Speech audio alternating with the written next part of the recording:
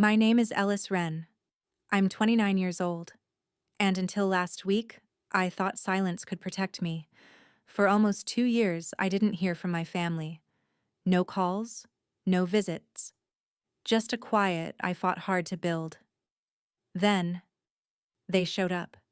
Late morning, Asheville sun already burning against the porch. I was barefoot, coffee in one hand, watching my basil plant push through summer heat, when the doorbell rang. Once, then again.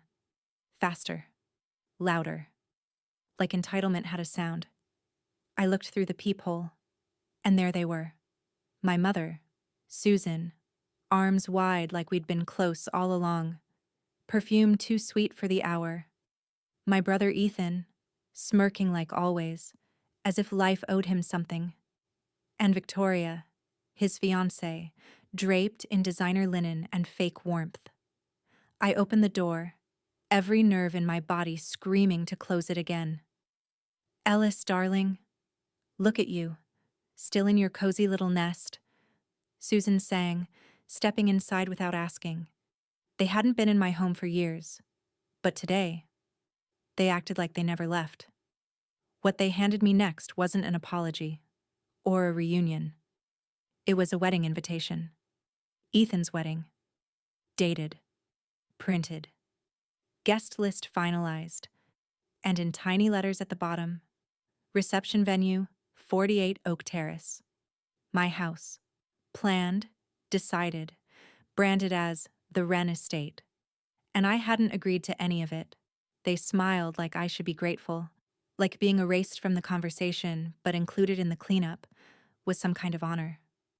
I stood there, holding that thick, expensive cardstock, wondering which was heavier, the paper in my hand, or the realization that they never saw this house, or me, as mine.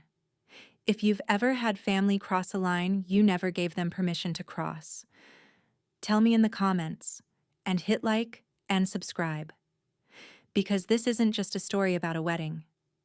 It's about what happens when you finally say, no more. It was late morning, the Asheville summer sun already warming the wooden porch. I was barefoot, mug of coffee in hand, staring at my basil plant when the doorbell rang. For a second, I thought maybe it was the neighbor's kid returning the garden shears. But then came a second ring, faster, eager. Through the peephole, I saw three faces that hadn't darkened my doorstep in years. I opened the door slowly, every instinct in me screaming to slam it shut again. Susan Wren, my mother, stood front and center, arms outstretched like we'd been close all along. Her perfume, sweet and expensive, hit me before her voice did. Ellis, darling, look at you, still in your cozy little nest, she cooed, stepping inside without waiting. Behind her was Ethan, my younger brother, still exuding that effortless smugness as if life owed him good things and he was just collecting. And next to him, Victoria Langley, his soon-to-be wife, draped in a sundress that probably cost more than my last month's rent. She offered a smile so thin it looked like it might snap. Years ago, I left this house with bruises on my heart. Today, they came back, like nothing happened. I didn't know you were in town, I said flatly. Well, we weren't, Ethan said, already examining the living room like a realtor on a deadline. But we had an idea. An exciting one. Wedding stuff, Victoria added, like that explained the ambush. Susan waved a cream-colored envelope in front of me.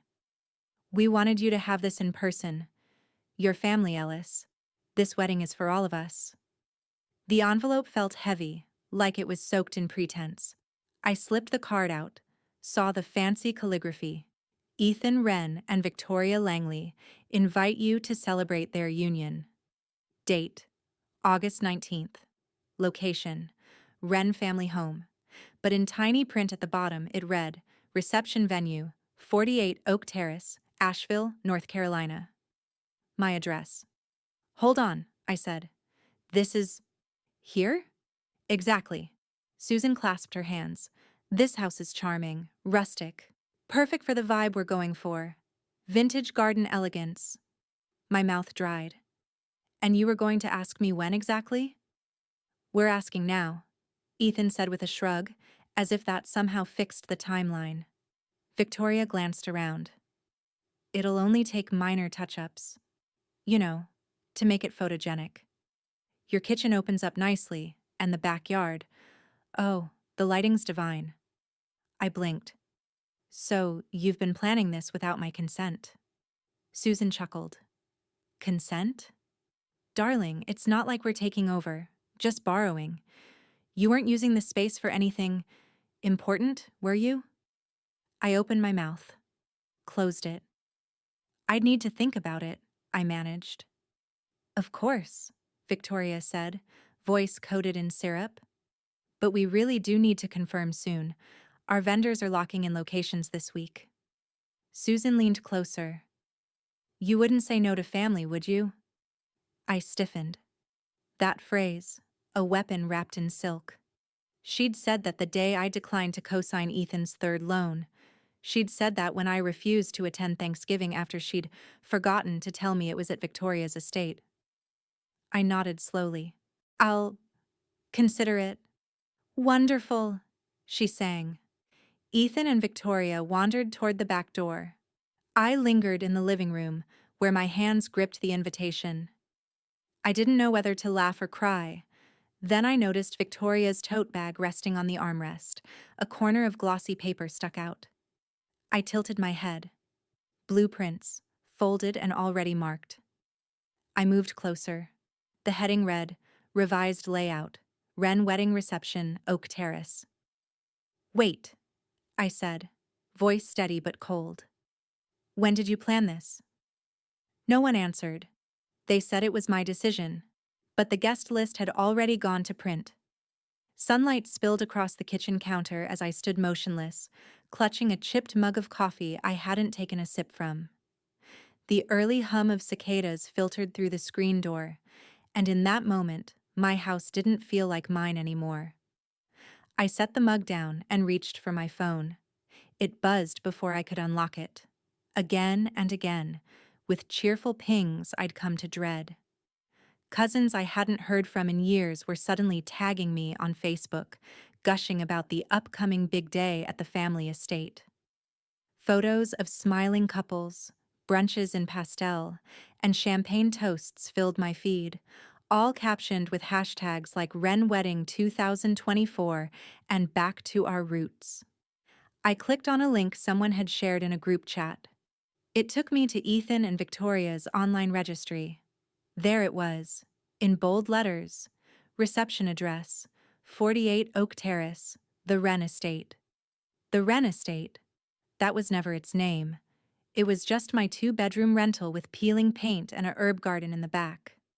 But somehow it had been rebranded like a boutique event space, and no one had thought to ask me first. A knot formed in my stomach. I scrolled down the registry until a line of italicized text caught my eye. Kindly RSVP by August 1st.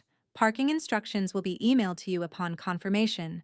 Backyard ceremony, front lawn cocktails, fire pit farewell. It was all decided. The voicemail notification chimed next. I pressed play. Hi, sweetheart.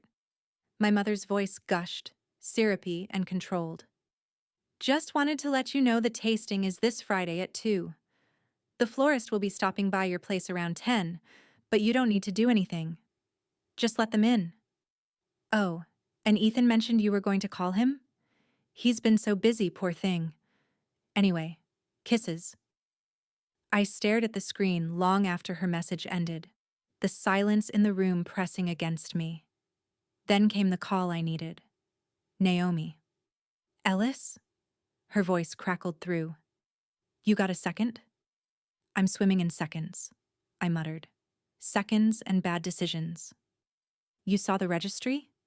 I nodded, forgetting she couldn't see me. Yeah. Apparently, I live in an estate now. She exhaled sharply. This isn't a request. It's a claim. I leaned against the wall, fingers tightening around the phone. I know, but they keep saying it's my choice. that I can say no. Except they already sent the invites, hired the vendors, and are acting like you're just being difficult. I opened the event planning email forwarded to me last night. Sure enough, it included a PDF with the guest list, 200 names, Victoria's sorority sisters, Ethan's colleagues, even Susan's bridge group. I wasn't even listed as part of the bridal party. This is insane, I whispered. Naomi hesitated. They're counting on you not making noise, on you being, well, you. Quiet, compliant, kind, she corrected softly. My throat tightened. Why now? After all these years? Because you have something they want, and because they think you won't fight for it. A text lit up my screen, from Ethan. Need access Saturday. Big rental drop. Thanks. That stupid thumbs up made my blood boil. I dialed his number. It rang once, twice, straight to voicemail. He didn't call back. I refreshed my inbox. A new message had arrived. Subject: temporary event permit. Application received. It was filed in my name. I clicked the attachment. The signature field said Ellis Wren. Someone had forged it. There was no mistaking the handwriting. It matched the birthday card Susan had sent me last year, the one I never opened but recognized by the swirl of the W. I sat down, breath shallow. Another buzz. Naomi again. They're counting on you being too kind to stop them. I came home to a florist in my living room. She was standing on my rug, with a clipboard in hand and a distracted smile on her face as she pointed toward the fireplace. We could drape the garland here. Hydrangeas, maybe. Or eucalyptus if the bride wants something more. She finally turned and saw me, wide-eyed. Oh, you must be Ellis. You weren't supposed to be back until... Until when? I asked, stepping over an open crate of vases and stepping around the dining chair someone had moved out of place. The whole space looked ransacked by civility, like an HGTV show halfway through demolition. She hesitated. Mr. Wren said you'd be out most of the day. He let us in. Of course he did. I moved quickly down the hall, nearly tripping on a roll of cream-colored tulle unfurled across the floor. A man in a white polo was setting up a portable cooler in my kitchen. He didn't even glance up when I entered. Where do you want the tasting table? He asked. Out, I said flatly. He blinked. Sorry?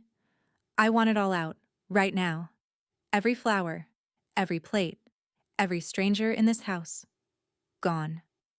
A deep voice answered from behind me, full of forced calm. Sweetheart, don't make a scene. I turned. My father stood in the doorway, sunglasses perched on his head, hands in his pockets like he had just stepped into a casual backyard barbecue. Thought we'd surprise you, he said, gesturing vaguely at the chaos. You did, I said, voice low. He gave a chuckle like we were sharing some inside joke. You used to love surprises. I used to love feeling safe in my own home. His smile flickered. Don't be dramatic. It's still your house. Technically. Technically? I echoed. He walked past me, inspecting a vase like a guest at an art gallery. Your lease is month to month, isn't it? I stared at him. You wouldn't. I haven't done anything, he replied easily. We're just planning a family celebration. Don't make it ugly. You're the ones who made it ugly, I snapped, showing up uninvited, ignoring every boundary, walking through my front door like it's still yours. He held up a hand. Look, the key issue. Don't even start. I changed the locks. How did you get in? He didn't answer, just shrugged like the conversation bored him. I turned back to the florist and caterer. You all need to leave. Now. They gathered their things quickly, eyes down, mumbling apologies. I didn't blame them. They were just pawns. My father lingered, surveying the half-emptied space. We'll see how long that lasts. he said softly, more to himself than to me. I didn't reply. Once the door shut behind him, I stood still, listening to the silence crawl back into the walls. I moved to clean up the scattered mess, tossing stray ribbons into the trash bin by the fridge. That's when I saw it, folded in half, barely peeking out beneath crumpled receipts and a coffee sleeve. A printed speech draft. Curious, I pulled it out and flattened the page. We're so proud of our generous, reformed daughter, opening her home for a new beginning. It's a testament to forgiveness, and healing, and knowing when to grow up. I blinked at the words, bile rising in my throat. Generous, reformed, like I'd been broken, like I was the prodigal child who had finally come to her senses, not the woman who had been cornered, betrayed, and left behind. I let the paper fall from my fingers and drifted down the hall, past the disarray, into the only space I could still control. My bedroom. I locked the door behind me, slid to the floor, and reached for my laptop. In the search bar, I typed, North Carolina tenant rights versus family misuse of property. If they were going to rewrite my story, I would write the ending. Downtown Asheville bustled with the energy of a city just on the cusp of festival season. Rainbow flags hung from windows and lampposts, and a saxophonist played off-key notes near the courthouse steps. The cafe I sat in smelled like espresso and damp brick. I sipped an iced Americano, notebook open, heart thudding.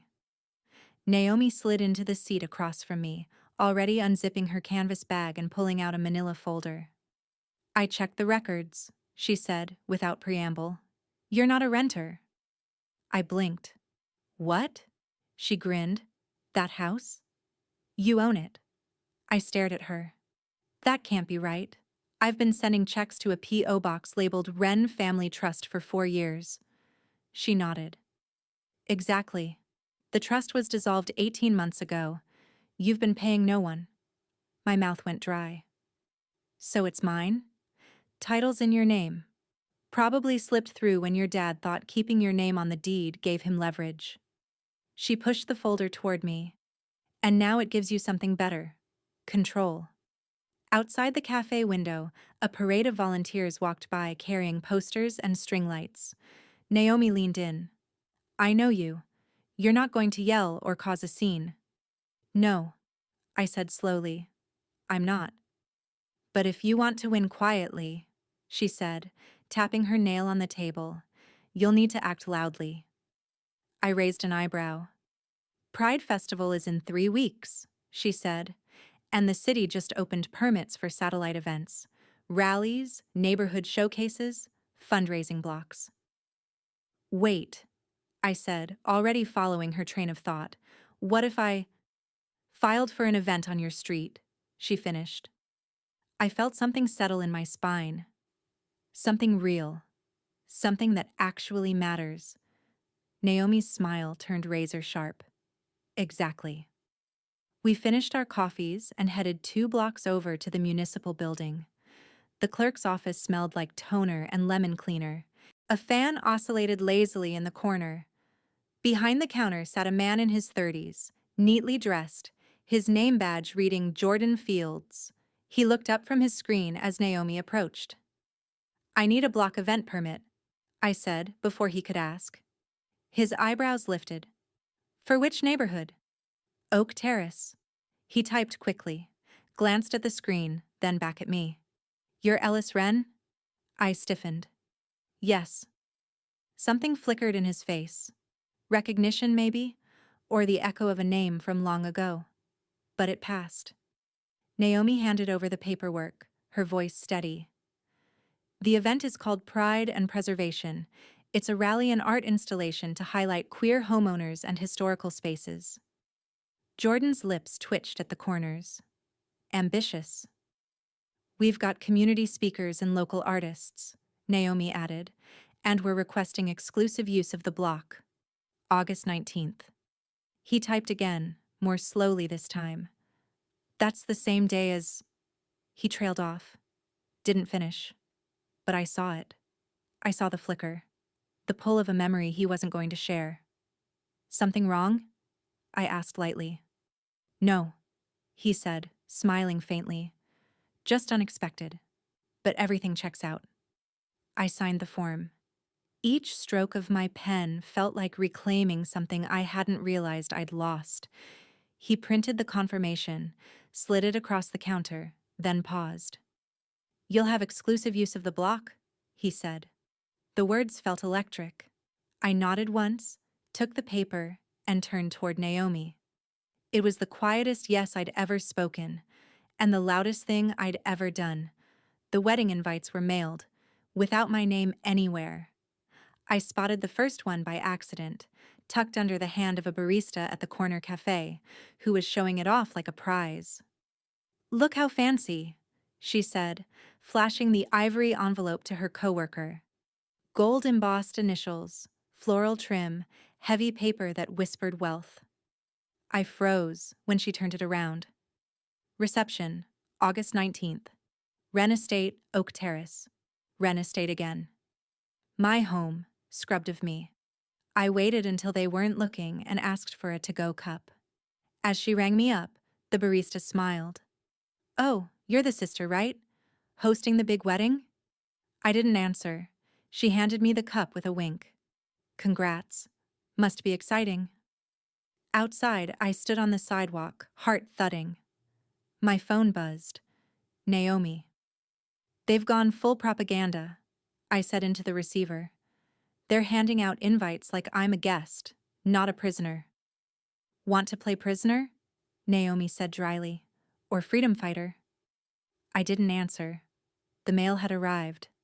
Back home, I sifted through the stack of envelopes. Bills, catalogs, and there it was. My own invite, as if I were someone they remembered to include. I opened it. Inside was the same delicate cardstock, complete with a wax seal. Names in script, Ethan Wren and Victoria Langley, and beneath them, reception to follow at the Wren Estate, 48 Oak Terrace, Asheville, North Carolina. No mention of Ellis. No hosted by. No acknowledgement. I wasn't even footnoted. I set the card down and walked to the rooftop garden, where the heat made the herbs wilt and the wind carried in the sound of passing traffic. Naomi met me there 10 minutes later with iced tea and a folder labeled Plan B. They're baiting you, she said, hoping you'll snap, make a scene, validate everything they've ever whispered. I don't need to shout to win, I muttered. I just need to be heard by the right people. Naomi opened the folder. If it escalates, we go to the press. Local first. Narrative. Queer homeowners' space co-opted for family wedding without consent. I've got 3 editors who'll bite. I sipped the tea. It's not just about stopping them. It's about making them see me. Then let's make sure they do. Footsteps interrupted us. Jordan stepped out onto the rooftop, holding his own drink. Didn't mean to crash, he said. Naomi smirked. You always mean to crash. He offered me a folded piece of paper. I looked over the event grid. Pride staff confirmed you're now the registered block host. They're listing the rally in the official schedule. I blinked. It's happening. Jordan nodded. And if you want, I can attend. As press. Quiet coverage. Neutral angle. He hesitated. And if I see Ethan, well, let's just say I owe him a few truths. I caught the undercurrent. You know him? He shrugged. We knew each other. Once. He was a different kind of cruel back then. But predictable. Before I could ask more, my phone rang. Victoria. I let it ring twice, then answered. Ellis, she said sweetly. Just so you know, we've hired security for the wedding. Professionals. We want to make sure no one disrupts anything, especially you. My jaw clenched. Is that a threat? Of course not, she laughed. Just a precaution. You've been unpredictable. We thought this would give you peace of mind. I stepped toward the railing, voice cold. You may want to double-check the permit details. Silence. Then I hung up. Even the perfect ones have cracks. I just had to find where Ethan kept his. The sun was sinking behind the Asheville skyline, casting soft orange light across the rooftop bar where Jordan had insisted we meet. I hadn't seen him since the rooftop garden conversation, but his text earlier had been brief, pointed. I found something. You'll want a drink. He was already nursing a whiskey neat when I arrived. A manila envelope sat on the table in front of him, damp at the edges from the condensation of his glass. He didn't smile when he saw me, just nodded and slid the envelope forward. I always wondered when this would come back around, he said. I hesitated before opening it. Inside were screenshots, grainy, watermarked, time-stamped, messages from a campus support forum, barely anonymized, complaints, evaluations, a single faculty memo dated 6 years ago. Subject, Ethan Wren, conduct review. Jordan leaned back, exhaling slowly. He was under investigation his senior year. 3 different complaints, mostly verbal harassment. One incident during Pride Week on campus got buried. I flipped the page. The wording was vague. Inappropriate behavior, escalated tone, emotional distress caused to another student. But the dots connected.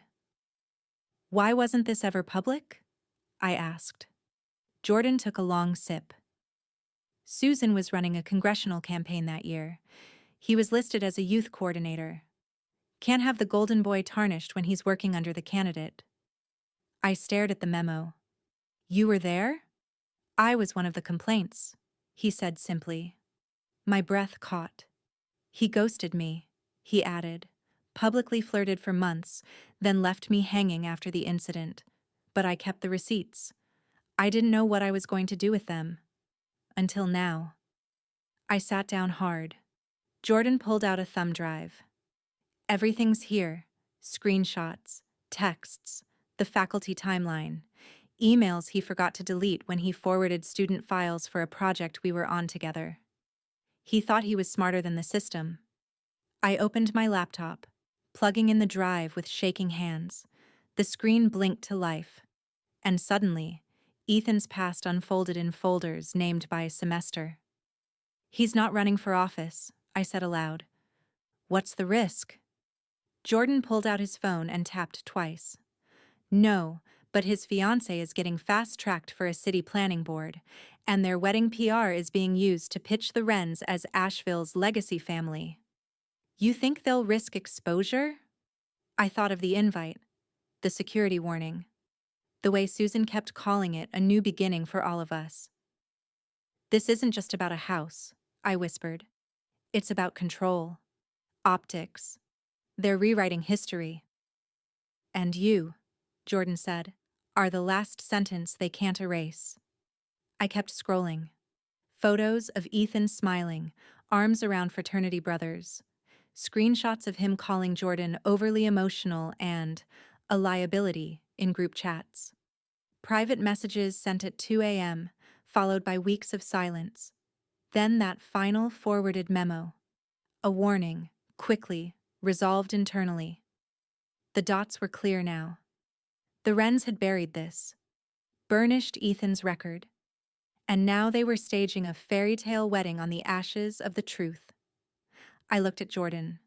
I want to use this, I said. He nodded. Then do it right.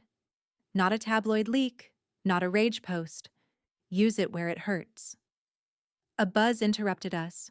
My phone, lighting up with a headline, Local Legacy, Ethan Wren's biography, previewed ahead of campaign launch. I stared at the screen, then slowly smiled. The story had just begun. And this time, I had the ending. I didn't need to scream. I just needed to sign one more form. The city planning office felt cooler than usual, both in temperature and in the way people looked up when I entered. Maybe they recognized my name by now, or maybe they were starting to sense the tension vibrating just beneath the surface. Naomi walked beside me, a calm presence in her tailored navy blazer. She carried a leather folio, and I carried resolve. We approached the front counter where the clerk, A younger woman with an undercut and badge that read Delaney looked up and gave a tight nod. Back again? I smiled slightly. I'm here to submit a formal enforcement request for use of the Oak Terrace block. Under Event Permit Code 14.9, conflict with unauthorized gatherings. Delaney blinked once, clearly impressed.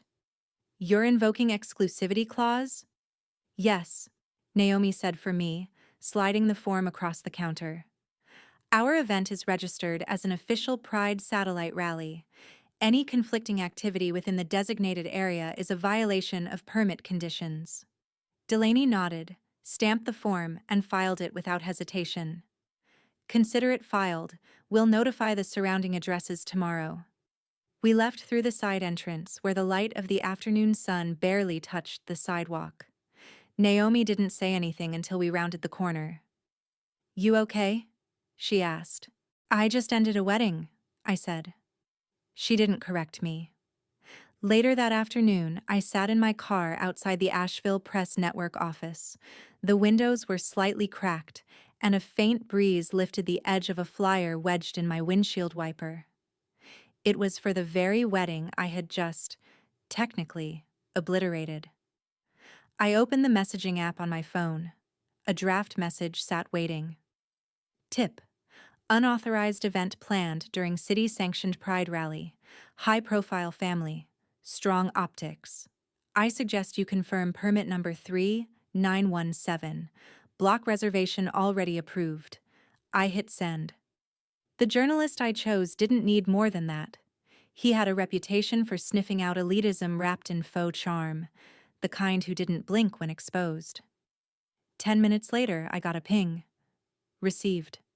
Verifying now. Thank you. I leaned back against the seat, letting the silence settle. My fingers trembled, not from fear, but from the sheer momentum of what was coming. The next interruption came in the form of an incoming call. Ashley, Langley Events. I let it ring twice, then answered. Miss Wren? The assistant's voice was high and tight, like a thread stretched too far. We've just received notice from the city about a conflict with the Oak Terrace venue. I see, I said calmly. There's mention of a permit? For a rally? During the wedding time? That's correct. A beat of silence. But this is a family event. The bride and groom, well, their families have put in substantial planning and expenses and… I suggest, I said, tone even, you speak to your client's attorney and read the permit conditions carefully. Another pause. Then, Miss Langley will want to… I'm sure she will. I hung up. As the sun dipped lower, I returned home, passing two neighbors who were already stringing flags from their porch rails in preparation for Pride. The whole block felt like it was beginning to hum with something alive. That night, while I watered the rooftop herbs and watched the moon rise over the city, my inbox pinged. From Julian Cortez, Asheville Press Network. Subject: confirmed. Feature scheduled for tomorrow. I opened it. Exclusive: Pride permit overrides posh wedding. City confirms Wren event violation. The title alone made my breath catch. No accusations, no theatrics, just facts and exposure. I smiled just slightly. Then the phone rang. Susan. I let it ring once, twice, 3 times before I picked up. Her voice was ice wrapped in honey. What have you done, Ellis? They thought they held all the threads. Until I cut one. The morning sun filtered through the blinds, and for a moment, I let myself pretend things were quiet. That the humming in my chest was from caffeine, not dread. That the neighborhood birds chirping had no idea I had detonated a wedding with a permit form and a whisper to the press. Then the doorbell rang. I padded barefoot to the porch and found the first sign things had shifted. A flyer tucked under my doormat. Let us pray for those who turn from family. Printed on church letterhead, with my mother's name listed among the event organizers. By noon, my inbox had grown claws, hundreds of unread messages. Subject lines shouted like strangers in a mob. Shame on you. You ruined everything. Unfit daughter. Unfit host. Hell has a place for the ungrateful. The comment section on the Asheville Press article had exploded. Some praised the exposure. Most tore me apart. I refreshed the browser again and again, like some part of me wanted the pain to be measurable. Naomi called at 1:12 p.m. "Don't read anything else," she said without preamble. "Not now. Too late." I pressed the phone to my ear, my voice thinner than I wanted. They're not just mad. They're organized. Of course they are. The Wrens don't lose quietly. Especially not Susan. A rustle on her end, maybe papers being sorted. "I'm filing a temporary order," she added. "You've got enough online harassment to justify it." "But Ellis, lay low for a while, okay?" "Yeah," I said. "Okay." But I didn't stay offline. I needed to know the full extent of what they were saying. Susan had released a statement, through the church bulletin no less. "We regret the actions of one estranged family member whose personal grievances now threaten the sanctity of what should have been a sacred union. We ask the community to join us in prayer and peace." My stomach turned. She had weaponized prayer, and people believed her. At 4:37 p.m., Ethan texted. "Ethan Wren. You think this wins? You're wrong. You know nothing about consequences." I didn't reply. I stared at his name for a long time, remembering the smirk he wore when telling guests I'd generously offered the home for his wedding. At 6:11 p.m., the spray paint appeared. I had been watering the succulents on the side patio when the neighbor's dog barked. I stepped around the corner and froze. "Traitor." In red, jagged letters, bleeding across my white fence. A lump rose in my throat so fast I thought I might choke on it. Someone had come into my yard. Someone had taken the time to make it loud. I didn't scream. I didn't even cry. I took a picture, emailed it to Naomi, and then just stood there as the sun dipped low and the shadows lengthened across my yard. When the doorbell rang again, I expected the police, or maybe another pamphlet folded in guilt and shame. But it wasn't guilt standing on my doorstep. It was Victoria Langley, hair pulled into a too-tight bun, black sunglasses hiding her eyes, no fiancé in sight. "We need to talk," she said, voice flat. "Alone." She walks in like a queen.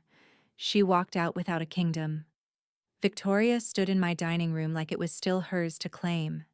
She didn't remove her sunglasses, but her gaze felt sharp enough to etch cracks into the walls.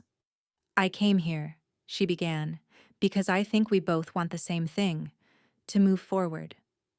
I leaned against the edge of the table, arms crossed. "You're standing in a house you plan to hijack, so forgive me if I'm skeptical." She offered a tight, practiced smile. It wasn't hijacking, it was strategy, optics, a storybook setting for a storybook event. I raised a brow. "You mean a borrowed house, a bullied host, and a bootleg permit?" She exhaled through her nose like I was being difficult. "We can still make this work, Ellis." The vendors have already been rescheduled. The revised layout reduces intrusion. And frankly, you'll benefit. A cut of the wedding budget. We're talking 5 figures. You'll walk away better than before. I stared at her, then reached into the drawer behind me. I pulled out the small digital recorder Naomi had given me weeks ago. Hit play. "She'll say yes. She's predictable. Lonely women always want to feel useful." Victoria's voice echoed from Chapter 6. Her spine straightened, the practiced mask faltering for just a moment. "I don't recall giving you permission to record private conversations," she said, icy now. "And I don't recall giving you permission to print wedding plans using my address." I shot back. We both turned as the front door opened. Naomi entered, steady as ever, followed by Jordan, holding his camera rig, and a man in a press badge I recognized from the Asheville Press. "Sorry we're late," Jordan said, setting up without apology. "You said you wanted transparency." Victoria's eyes widened. "What is this?" "A conversation," I replied, stepping toward the living room window, letting natural light pour across the table. One the city, and the press, should have heard from the start. Jordan angled the camera. "Let's be clear," I said into the lens. The Wren family attempted to hold a private event during a city-sanctioned festival, using a property they don't own, under a permit they didn't acquire. I filed for that permit first. Legally. Transparently. Victoria turned toward the reporter. "This is defamation. She's not a victim. She's bitter." The reporter didn't even flinch. "We verified the permits. The city confirmed block exclusivity under her name. Additionally," Naomi added, "we're filing a cease and desist against any remaining advertisements listing this location as a venue. My client has also begun proceedings regarding trespassing and unauthorized commercial use." Victoria's phone rang. Her PR team, no doubt. She stepped back, answered in a low voice. I didn't hear the words, but I didn't need to. I watched her shoulders sink, watched her turn, sunglasses trembling in her grip, and stalk toward the door. No dramatic goodbye, no threats, just exit. The camera light turned off. The press rep nodded at me. "We'll run it alongside the permit feature. Good to have your side." And then they left. Naomi lingered, one hand on my shoulder. "You okay?" I nodded slowly. I don't know if I've ever been more okay. Jordan stayed behind a beat longer. "That was brave," he said, unapologetically brave. As he packed up, I stood near the window, watching the wind lift the corner of the pride flag that hung from my porch rail. Then, turning back to the camera one last time, I whispered, "This isn't revenge. This is clarity." Funny how they disowned me, then sent me an invitation to my own house. The front lawn shimmered in the midday sun, every blade of grass too perfect, too green, like it had been airbrushed. A white van with the Asheville Press logo idled across the street, windows tinted but unmistakably watching. I stood on my porch in a crisp navy blouse, arms folded loosely, a folder tucked under one arm. They came in pairs. First Victoria in her powder blue rehearsal dress, heels clicking against the pavement like she owned the block. Ethan followed, suit jacket slung over his shoulder, too casual, too smug. Behind them, Susan in a floral wrap, Richard in pastel, like they were headed to brunch, not a battle. "Ellis," Susan chirped, "you look refreshed." "Summer agrees with me," I replied, voice even. "Welcome."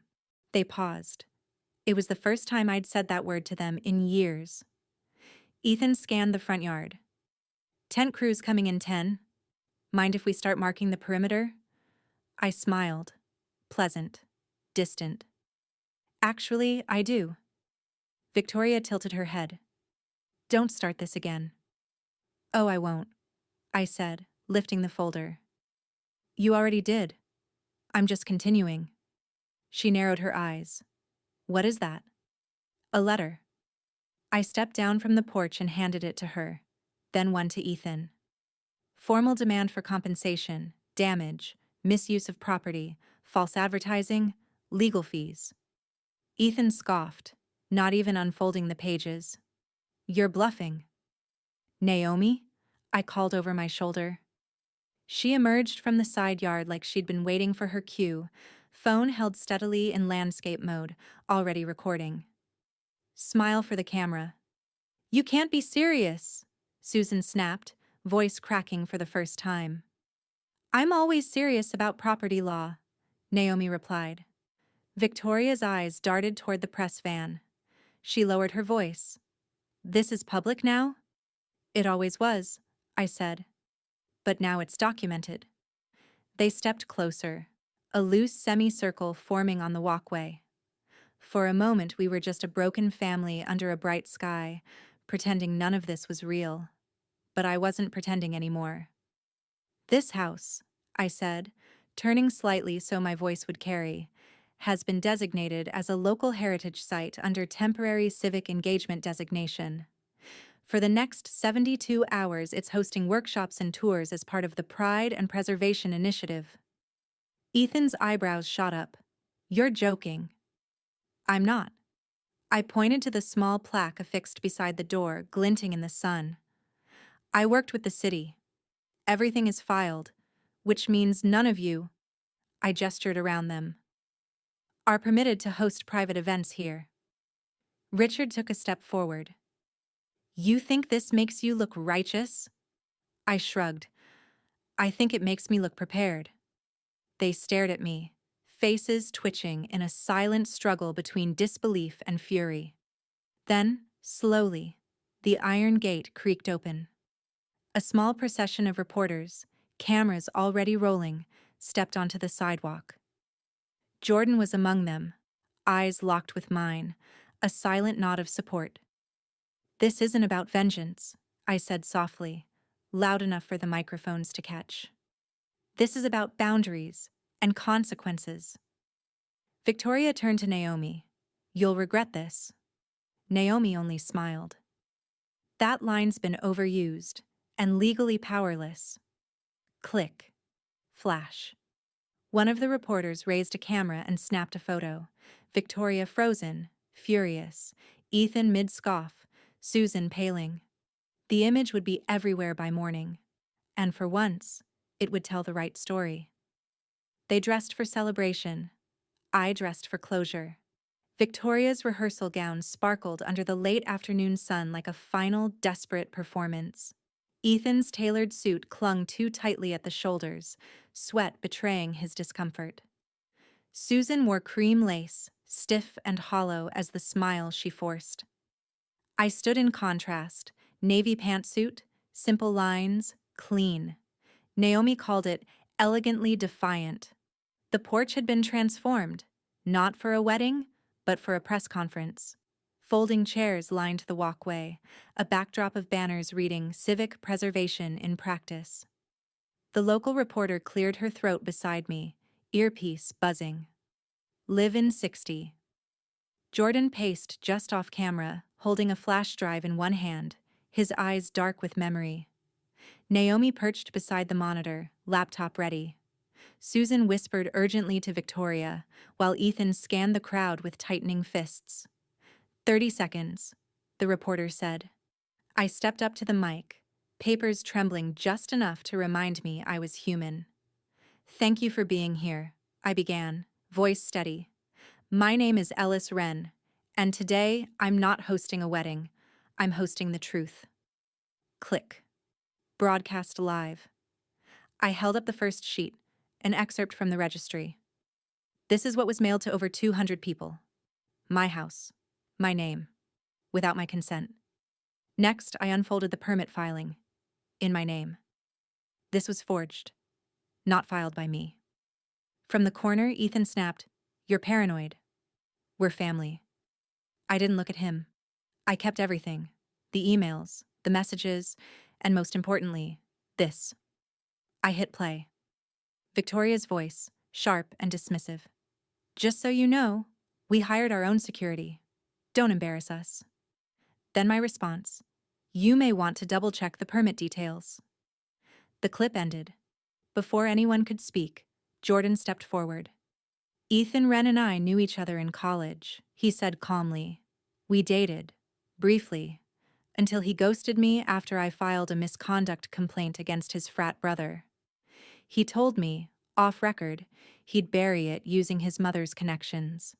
And he did. Ethan turned crimson. You're lying. Jordan held up the flash drive. This contains emails, photos, and a timeline. Also, your fake apology note, which you sent 3 days before your mother's campaign launch. Susan shot to her feet. This is defamation. She's unstable. She was always... Naomi's voice boomed from the speaker. Hi, Susan. A hush fell. On screen, Naomi stood in her office, camera steady. Let's talk about your financial disclosures. You told the city you had no offshore assets, but we traced 2 accounts in the Caymans. Susan blanched. I submitted the documentation this morning, Naomi continued. I'm sure the board at First United Church will be fascinated. The reporter stepped closer, face frozen in disbelief. Is this being formally investigated? Naomi nodded. It will be. And more. The camera panned back to me. I didn't want this, I said, softer now.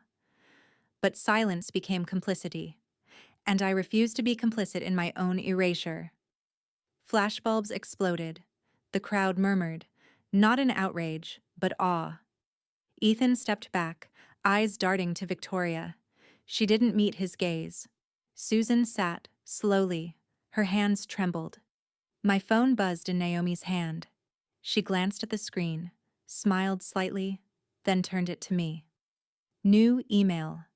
Subject: Feature request from New York Times. They want to hear your story, she said. I exhaled. For the first time in years, the air around me felt light. When they couldn't deny the truth, they turned on each other. The morning after the live stream, the Grand Hill Hotel's private lounge, usually reserved for politicians and wedding parties, looked like the aftermath of a war. Half-empty champagne flutes sat untouched. A crumpled rehearsal program lay abandoned on the piano bench. Tension hummed in the air, thick enough to slice. Ethan paced near the window, phone pressed to his ear, though no one was on the other end. His tie hung loose, his shirt unbuttoned. Victoria sat stiffly on a velvet armchair, arms crossed, not even pretending to check her notifications. Susan, perched like a vulture on the love seat, clutched her pearls as if they were the only thing keeping her together. The family lawyer arrived 10 minutes late, flustered, carrying a manila folder and a frown. Let's not waste time, he said, pulling up a chair. The footage from yesterday is all over.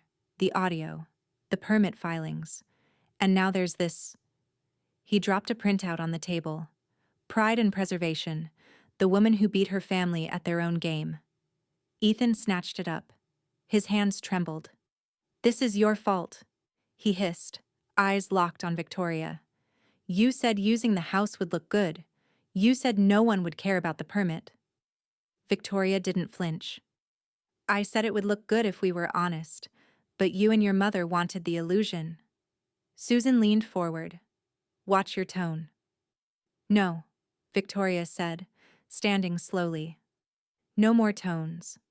No more lies. You pushed this wedding to repair the family image, Susan. You staged forgiveness. Not for Ellis, but for the press. And you, she turned to Ethan, you used my name to file that permit behind Ellis's back. He scoffed. I did it for us. For us?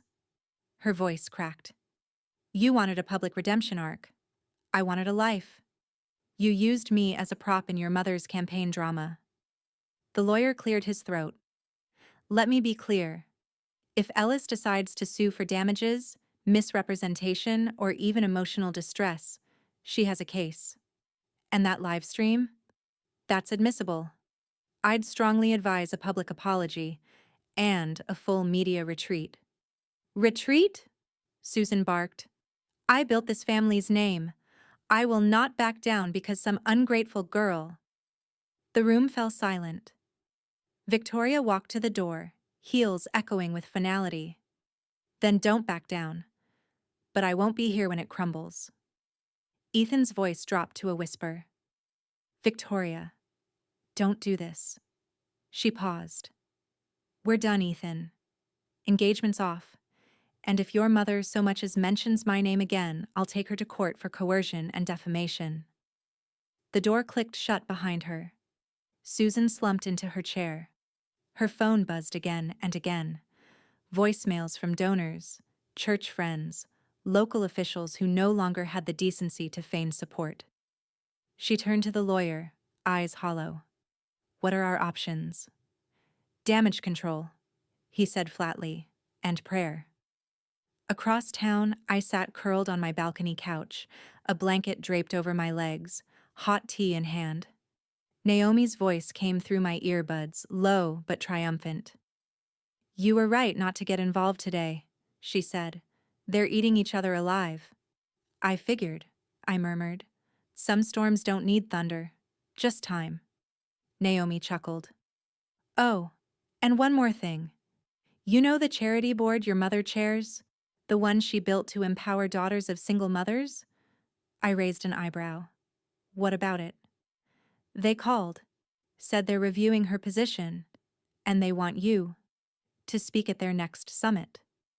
I blinked. Me? Apparently, they're interested in someone who actually empowers others, not just on paper. The sun crept over the mountains, casting a golden haze over Asheville's rooftops. I took a slow sip of tea, feeling the warmth trace down my throat. I hadn't made a single move in 24 hours, and yet, the board had shifted. Once the war was over, I had to ask, what's left to rebuild? Sunlight flooded my living room through sheer curtains I hadn't drawn in weeks. The place felt quieter now, but not the suffocating kind of quiet. This was clarity, a quiet earned, not endured. I sipped coffee from a chipped mug Naomi once gifted me in law school, a cheap ceramic thing that read, "Silence is a sentence." She used to laugh when I'd mutter, "Then I'm on parole." Now, that silence was my stage.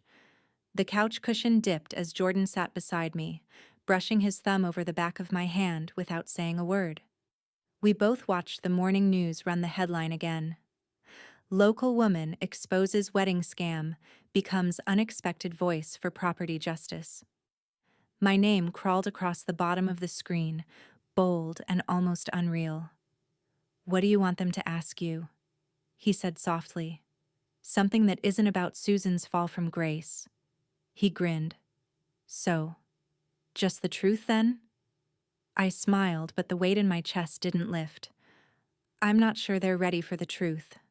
Not all of it." At noon, we arrived at a small cafe tucked behind City Hall. The reporter, Claudia, from Asheville Tribune, sat with a legal pad and a phone recorder between two steaming cups of chamomile. She was gentle in tone, firm in gaze. "When you look back," she asked, "what did justice mean to you?" The question hung there, longer than expected. I thought of every slammed door, every voicemail never returned, every family dinner where my voice was edited out of the narrative. Justice, I said finally, was never about watching them fall. It was about proving I existed, that I was never the shadow they painted me to be. She nodded, scribbling something. "And what about forgiveness?" I glanced at Jordan. His eyes stayed on me, steady. "I'm working on forgiving myself first, for staying quiet so long. That'll take time." We wrapped up with a few posed shots on the brick patio outside. Jordan looped his arm gently around my waist as Claudia left. I leaned into him, just enough to feel anchored. For once, I didn't need to prepare a counterattack. There was no email waiting with veiled threats. No new voicemail from Susan or Ethan. No statement from a family lawyer demanding silence. Just a message from Naomi. "Check your mailroom today." Curious, I stopped by the community center before heading home. Inside, among circulars and donations and badly folded flyers, was a slim envelope with gold script. I almost didn't notice the older woman sitting on the bench by the lobby window until she spoke. "You're Ellis, aren't you?" I turned, nodding slowly. "Yes. Sorry, do I know?" "I was friends with your mother," she said, rising with difficulty. Her voice was gentle, but her eyes cut through me like glass. "Before politics made her forget who she was." I didn't speak. I couldn't. "She used to say you were the most stubborn child she'd ever met. I see now. That was your strength, not your flaw." I exhaled, something catching in my throat. "You don't owe them forgiveness," she said. You owe yourself peace. When she walked out, she left behind nothing but the smell of lilacs and a quiet that felt like permission. That night, Naomi came over with takeout in 2 folders. She spread them on the table like playing cards. One, she said, is from the Civic Integrity Committee. You've just been nominated for their annual award. My mouth dropped slightly. I didn't even know that was a thing. It is now, she grinned. Thanks to you. I opened the second folder, a proposed outline for a new program. Asset advocacy for women, property rights, financial protection, legal literacy. My name was listed as Community Lead, Founding Advisor. They want you to help write the rules? Naomi said, her tone soft now. Not just for yourself, but for every woman who's ever had something stolen in silence. I stared at the paper, then at her, then at Jordan, who had just walked in carrying dessert. He raised an eyebrow. What's this? I held it up. The next chapter. He smiled. Is it a good one? I didn't answer. I just folded the paper, slipped it into my notebook, and nodded. It would be. They tried to take my house. Now my name's on every wall. The morning sun stretched across the new facade, painting soft gold onto the trimmed hedges and fresh stone walkway. I stood at the edge of the crowd gathered on the lawn, neighbors, city officials, old friends, some strangers with notebooks and cameras. The house no longer bore chipped paint or silent tension. It stood dignified now. Not grand, not imposing, but whole, reclaimed. Above the entryway, a bronze plaque caught the light. Ellis Wren Community Legacy Center. For a long moment, I said nothing. Naomi stood beside me in a crisp navy dress, papers in hand, as always. Jordan was on my other side, rolling up his sleeves because he hated formal wear, but he showed up anyway. The mayor's aide stepped to the microphone. It is my honor today to recognize the transformation of this space, from private pain to public purpose, from silence to a voice that made a city listen. There was polite applause, then Naomi nudged me. Go on. It's time. I took the steps slowly. The old porch groaned slightly under my heels, but it felt different now. Less like an echo chamber, more like a stage. A backdrop to something earned. I faced the crowd. Some people I knew, most I didn't. But every eye was steady, expectant, open. My home, I began, was never just 4 walls. It was the space where I learned to go quiet. The space where I watched people smile with their mouths and lie with their eyes.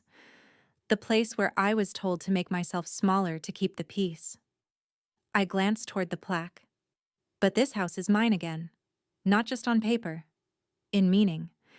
And now it belongs to everyone who's ever been told to stay silent. To anyone who's ever been erased from their own story. A woman in the front row wiped her cheek. Behind her, a child tugged at her sleeve. Is she the lady from the news? He whispered. His mother nodded. Yes, baby. That's Ellis. I caught it. His wide-eyed curiosity. Her pride. Something in my chest broke and remade itself all at once.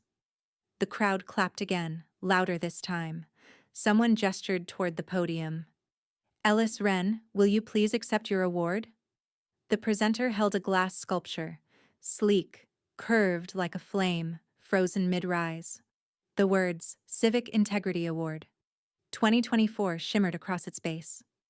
I stepped forward, then paused. No, I said gently. Not alone. I reached back and took Naomi's hand first. She rolled her eyes but smiled, letting me drag her forward. Then Jordan, whose grip tightened the moment I touched him, followed with no resistance. Together, the 3 of us stepped up to the podium. Because none of this happened in a vacuum.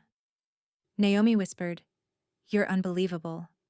I whispered back, So are you. Jordan leaned in. This moment is going in my next column, you know. Only if you get my good side. We stood together as the cameras clicked, as the community clapped, as the sign above us shone quietly in the sun. Not the Wren estate, not the wedding venue, not the house of shame, but the house of my name. And this time, the story didn't end with a slammed door or a silent cry. It ended with a door held open for everyone who still needed one. The house they tried to steal became the stage where every lie fell apart. When Ellis stood before the world with nothing but truth and resolve, the walls that once trapped her turned into pillars of justice. Like the final chord of a long-forgotten melody, justice may arrive late, but it resonates powerfully once it's heard. Sometimes, taking back your voice is the loudest thing you can do. No wall of lies can stand forever against the tide of truth. If you've ever been cornered by people who called it family, if you've ever been expected to stay quiet, to comply, to make space for others at the cost of yourself, then this story was for you. Because sometimes, the loudest thing you can do is finally take up space they never thought you'd claim. If my story resonated, leave a comment below. Tell me, when was the moment you stopped letting people rewrite your life? And don't forget to like this video, subscribe for more stories about reclaiming your voice, and share this with someone who needs the reminder. Silence may feel safe, but boundaries are louder.